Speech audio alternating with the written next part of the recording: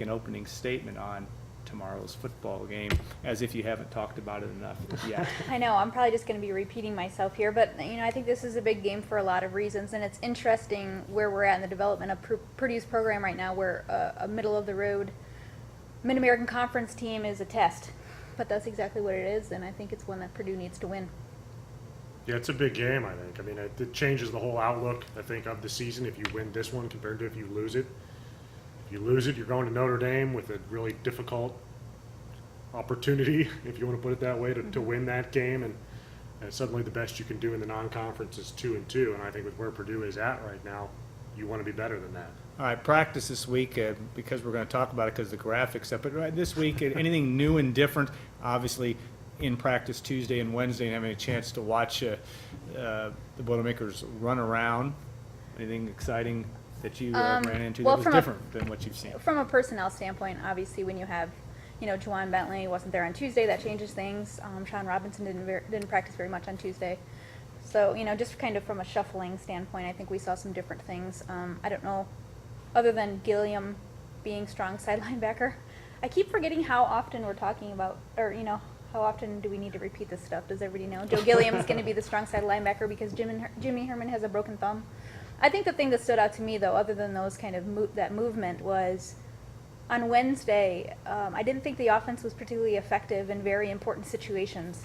3rd and long, and then and then from the 11 yards in, they didn't convert at all. So this offense needs to be a lot better, and at least for a couple periods on Wednesday they weren't. But Daryl Hazel said on Thursday they had a great practice.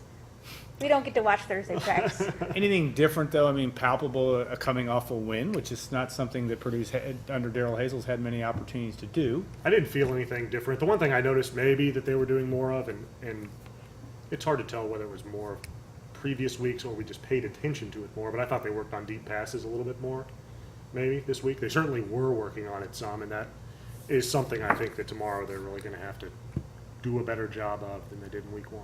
Biggest positive coming out of last week in the win, outside of the fact that it was a win. I know, that's what I was now gonna that say. you have 5 days of thinking about it really constantly, at least in your waking hours, what came of it? The running game for me, Raheem Mostert, we thought that he could be that kind of player. He showed it for at least the first week. It's going to be a different challenge this week with a team that absolutely is going to gear up to stop him. Can he still do it? But I really like that Hunt-Mostert combination, and I think they want to continue to get them the ball about 40 snaps or so a game combined. So I'm going with the Mostert factor. I think they had winning plays on special teams and on defense that turned the tide in their favor. The punt returns by Frankie Williams were key. His interception return was key. I thought the special teams, for the most part, played pretty well. Certainly in the windy conditions, messed around with the punts a little bit, but not a huge deal. They kicked their field goals well. They covered well, and they got the returns from Frankie. I thought it was a good day for them. So I thought they made winning plays when they had to. Yeah, along the same lines, I think that the Big Ten, I look for truly quality Big Ten level play and players on this team, and I thought certainly Frankie Williams looked like at least an all Big Ten level player. Whatever team you want to put him on just yet is a little bit earlier. I get that, but Justin Sins, guys that are reliable, that are able to, as you said, make plays. And the other thing I thought was that Raheem Mostert, you've been watching a lot more than I have, but his ability to make some hard runs, run hard in between the tackles and get away from some people. The first big run with five broken tackles, I think we counted, and that was impressive as well. Should Raheem be the starting running back, Stacy? Maybe. We've been beating that drum I know. for a couple of years. Okay. And it's nice to see that he is now the starting running back. Yeah, and he is from that standpoint. All right, we'll move on to Danny Etling, and that's always a question in terms of quarterback play. 19 of 38. Stacy counted his every move that he made, but I know we're going to talk about the quarterback all year in one way or another. He did some good things and maybe not so good. Yeah, I think that's a good way to phrase it. I mean, I think you would like to see the completion percentage higher, especially considering he didn't throw the ball downfield. So I think I had charted 10 of 18, does that sound right to you, of passes that didn't even travel 5 yards. I would like to see a higher completion percentage on those kind of throws. It's not all on him. I feel like we always need to say that. Yeah. It's not all on the quarterback, which is true, but, it's still 5 yards, dude. Yeah. But then, no interceptions, which is good. He didn't really throw any passes to be in a position to be intercepted either, though. I mean, he admitted this week that, he was pretty careful Yeah. on purpose, so. I think he's going to have a bigger test this week. They had 4 interceptions. The Chippewas did, I think, all or a lot of them in the second half, if not all of them. And during their believe. comeback, yeah, I that's know. right. So it'll be a little bit more difficult, I think. He's going to have to put the ball on target a lot more. I mean, some of those passes to the sideline just were, you got to put him at least in a position to give your receivers a chance to make plays. Now, he did that sometimes, and the receivers did not make plays, and that's on them. But you just have to have a little bit more accuracy on particular throws that he's trying to make down the field and to the sideline. And if he can do that, then you're going to keep that running game open. That's my concern, that if you can't get the ball a little bit down the field, then teams, probably starting with Central Michigan, are really going to crowd that line of scrimmage. Well, but Central Michigan doesn't want you to throw over the top. So to throw over the top against them is going to be even more difficult because Right. they don't allow it, or they don't want to allow it. So it's almost like, do you force it just because you want to throw deep, even though they're not going to be open to throw deep? Why? Why don't you Yes. just take? See, why don't you just take those? What they're going to give you? You know what I mean? I think that I think the offense can be effective this week if it just finds the openings, passes, to Justin Sims, Cameron Posey, and gets those short passing game going. I don't think you have to throw this deep this week to beat Central Michigan. But we like to go back and forth just because. It's good. I don't think you have to hit like 10 passes 25 yards down the field, but in my opinion, you've got to hit a couple of passes to the sidelines and down the field of 20 or more yards. Just because we let them argue and just because we have our titles up there doesn't mean that you can't send us questions. And we have one kind of tying into from Harry Dunn. How do the Boilermakers get D'Angelo Yancey more involved in the offense? And that ties in a little bit to our getting off the coverage, creating some space. And maybe that's also it's kind of the flavor of the week in terms of Yeah. Yancey being the whipping person on this, but maybe not fair. I think, first off, like you said, it's going to be different this week because I don't think they're going to play in the man coverage, so that's going to help. But we also saw in practice this week, and Kyle and I both noticed this, he appeared to be running some different routes, some shorter routes across the middle of the field.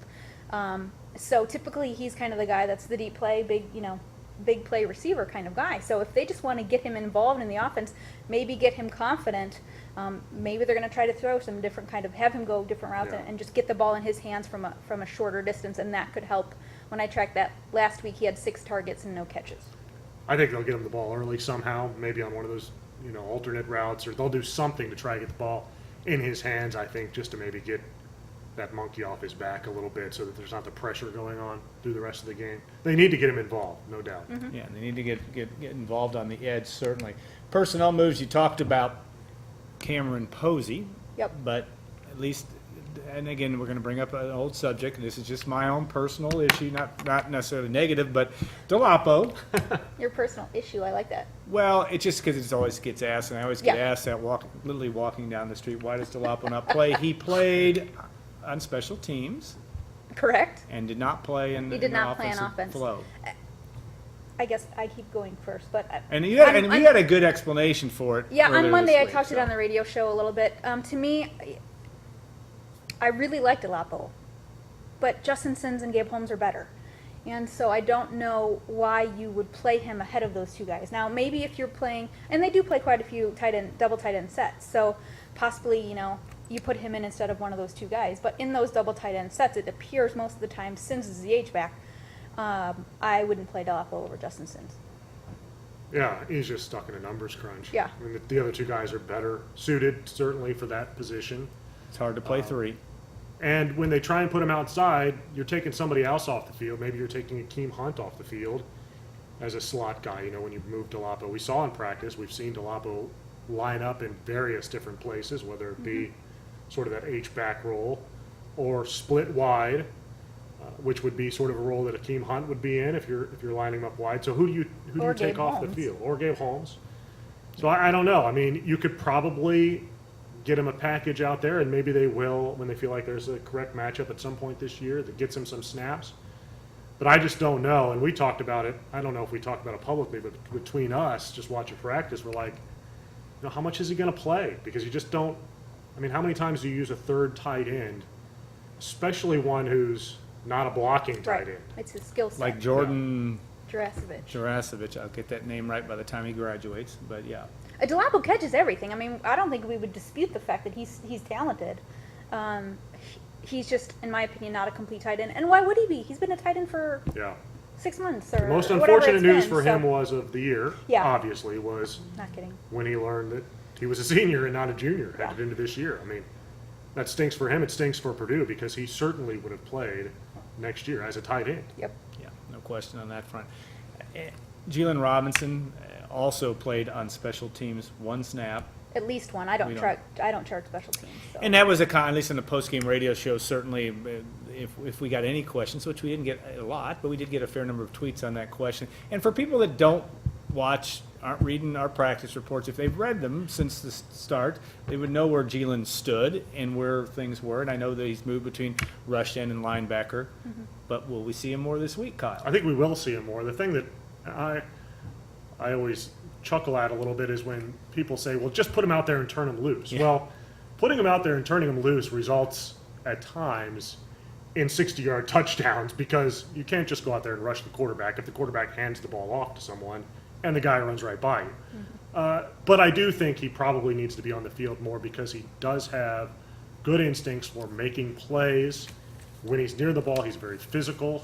He knows what he's doing then. It's the intricacies of the position and the fact probably that he's bounced between 2 of them that have caused him some problems.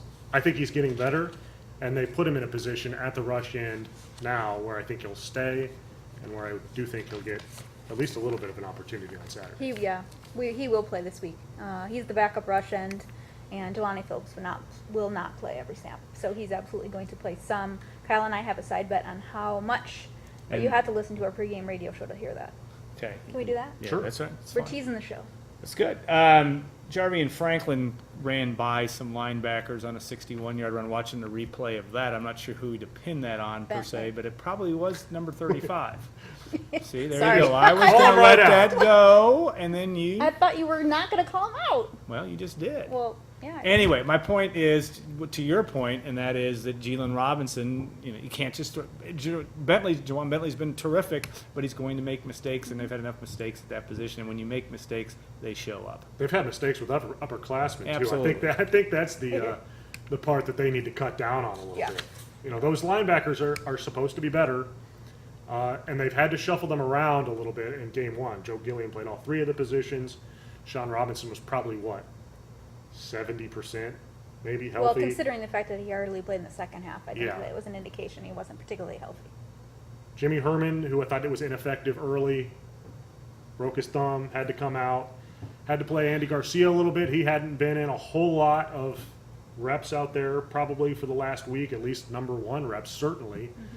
So, they need to get those guys in order a little bit, get the 3 out there that they want. Those 3 will be Bentley Robinson and Sean Robinson and Joe Gilliam.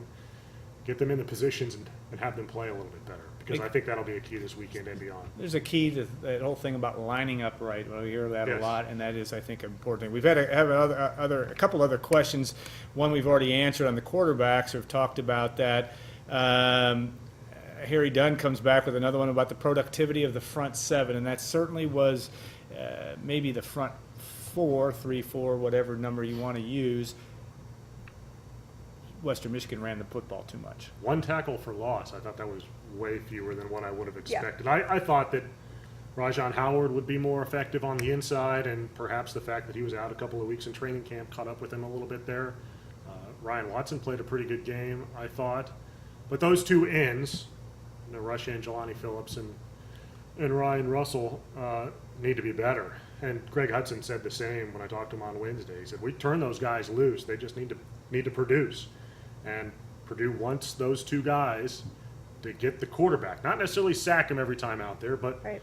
do some things to disrupt him in the pocket. I think Phillips' probably best play was the 2nd or 3rd snap of the game when he got around the quarterback's ankles and forced it incomplete. But as that game went on, the pressure lessened. Well, and we heard Daryl Hazel talk a lot before the season about, getting the right math, and if you got double teamed, then somebody needs to, the guy who's not, you need to take advantage of that. And it was Howard and Jake Raplogle who were the guys who were seeing a lot of those double teams. And so it's not really surprising that they didn't really show up.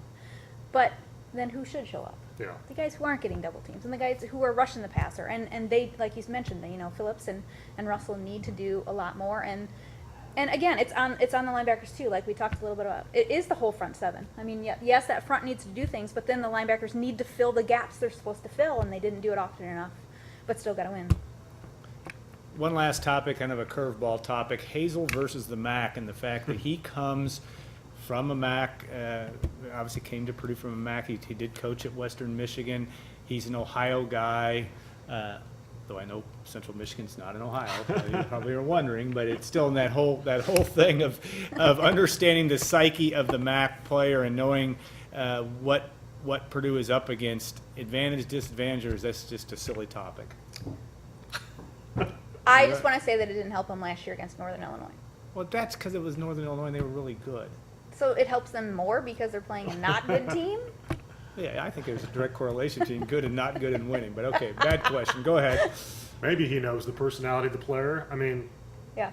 a MAC team, I think, only a 2.5 to 3 point underdog at a Big Ten And school. a game that they think they can win. I mean, they're talking Yeah, up there and, in Mount Pleasant. you They're know. beating the drums that they can win this game. It's a good opportunity for them.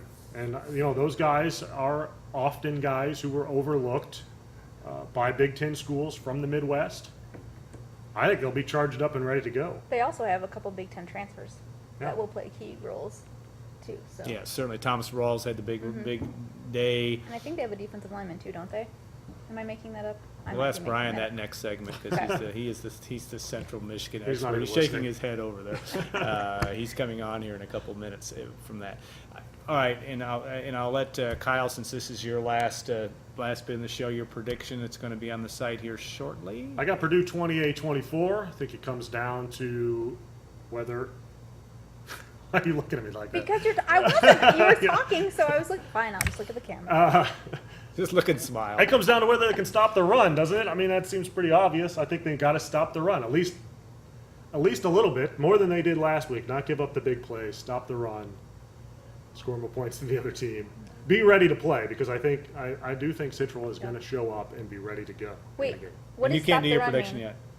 How many yards does it Yeah. mean? What do you like when you say stop the run? What does that mean? They got to hold them to less than 4 yards a carry. Oh, it's yards per carry. Okay.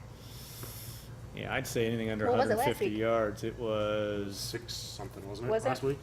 well. Let's look. I know they had 213 yards, but I didn't figure out what the yards per carry was. They ran the ball. We'll just keep looking here for a while. They ran 32 times for 13 yards. Yes. So do the math. Yeah. That would be over 6. Over 6, yeah. Not good. So that's something we'll have Needs to to be get much right. better than that. Yes. Okay. We'll save your prediction for when Brian comes Yeah, on. we We're can't going to wait. take I a will stare 2 awkwardly at you as you. a 2-minute break, and Brian Newbert will join us. Dave Revson will join us in segment 3. We'll talk history of Big Ten football in his book, but also Big Ten football as it is today as well. So stay put. We'll see you in a couple minutes on Golden Black Live.